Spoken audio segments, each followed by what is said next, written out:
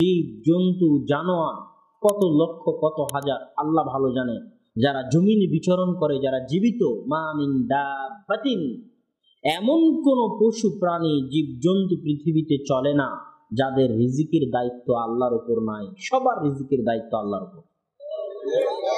এই দায়িত্ব আল্লাহ নিজে নিয়ে রেখেছেন। এবার আপনাকে বলি যে বিবাহ করলে আপনার রহমত বরকতের দরজা কেন উন্মুক্ত হবে?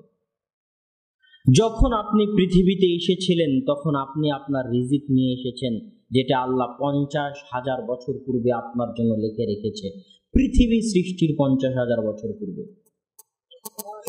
এবার যখন আপনি একজন মেয়েকে বিবাহ করলেন, ওই মেয়ের রিজিকের দায়িত্ব আপনি উঠালেন। বিবাহ করা মানে আপনার অর্থনৈতিক সক্ষমতা থাকতে হবে, যেটা দিয়ে আপনি আপনার বউকে খাওয়াবেন। তো আপনার বউয়ের রিজিকের দায়িত্ব আপনি উঠালেন। এখন আপনার বউয়ের রিজিকে যদি লেখা থাকে ভাত ডাল পোলাও মাংস গোস্ত, ইটের বাড়ি পাকা বাড়ি 10 তলা, যা কিছু আল্লাহ সুবহানাহু ওয়া তাআলা তার রিজিকে লিখে রেখেছে, তার সবই আল্লাহ আপনার হাত দিয়ে দিবে। বুঝাতে পারিনি? আপনার স্ত্রী যে রিজিক নিয়ে দুনিয়াতে এসেছে, আপনি যদি আপনার স্ত্রীকে বিবাহ করেন, তো যেহেতু সে বাড়িতে বসে থাকে, সে রুজি রুটি উপার্জন করে না, আপনি করেন, তো আপনার স্ত্রীর ভাগ্যে যে রিজিক আছে ওটা আল্লাহ কার হাত দিয়ে দিবে? আপনার হাত দিয়ে দিবে।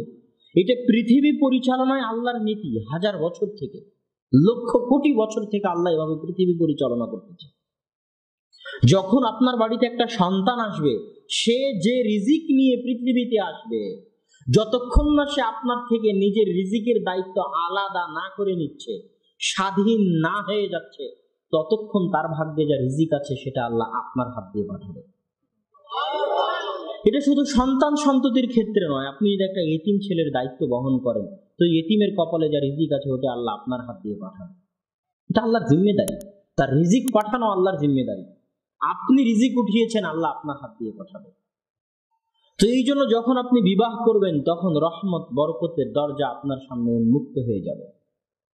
কিন্তু এই রহমত বরকতের দরজা তখনই উন্মুক্ত হবে যখন এই বিবাহটা হবে আল্লাহ এবং আল্লাহ রাসূলের দেখানো পদ্ধতি অনুযায়ী। বিবাহ আমার এবং আপনার পৈতৃক সম্পত্তি নয়, এটা মনে রাখবেন।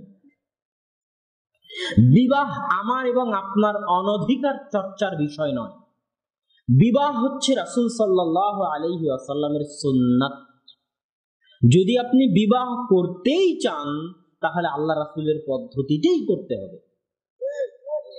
কেননা বিবাহ আপনার নিজের বিষয় নয়। হয় বিবাহ করিয়েন না, আর যদি বিবাহ করতেই চান তো বিবাহ আপনার জিনিস নয়। বিবাহ আল্লাহ রাসূলের রেখে যাওয়া সুন্নাত, তার দেখানো পদ্ধতি অনুযায়ী বিবাহ করতে হবে। রাসূল সাল্লাল্লাহু আলাইহি ওয়াসাল্লাম বলছেন, তুনকাহুল মারআতু লিআরবাঈন, মানুষ নারীকে বিবাহ করে 4টি জিনিস দেখে, লিমালিহা ওয়া লিহাসাবিহা ওয়া লিজামালিহা ওয়া লিদীনিহা ফাজফার বিযাতিদ্দীন। মানুষ একজন মহিলাকে বিবাহ করে তার সৌন্দর্য দেখে, তার বংশ পরিচয় দেখে, তার ধন সম্পদ দেখে, আর তার দ্বীনদারিতা দেখে। তবে আমি মুহাম্মদ বলতেছি, তোমরা যখন বিবাহ করবে, সাল্লাল্লাহু আলাইহি ওয়াসাল্লাম, তোমরা যখন বিবাহ করবে, তখন যদি তোমরা ধন সম্পদ নাও পাও, সৌন্দর্য নাও পাও, বংশমর্যাদা নাও পাও, তো অন্তত পক্ষে অবশ্যই যেন তোমাদের স্ত্রীদের মধ্যে দ্বীনদারিতা থাকে।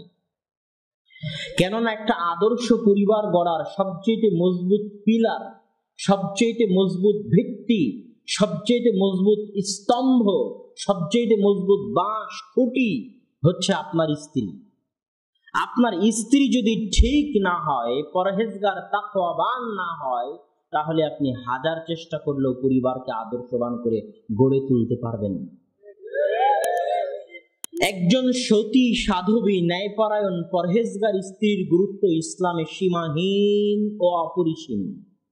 সীমাহীন ও অপরিসীম, যা ভাষায় বুঝানো এবং প্রকাশ করা অসম্ভব।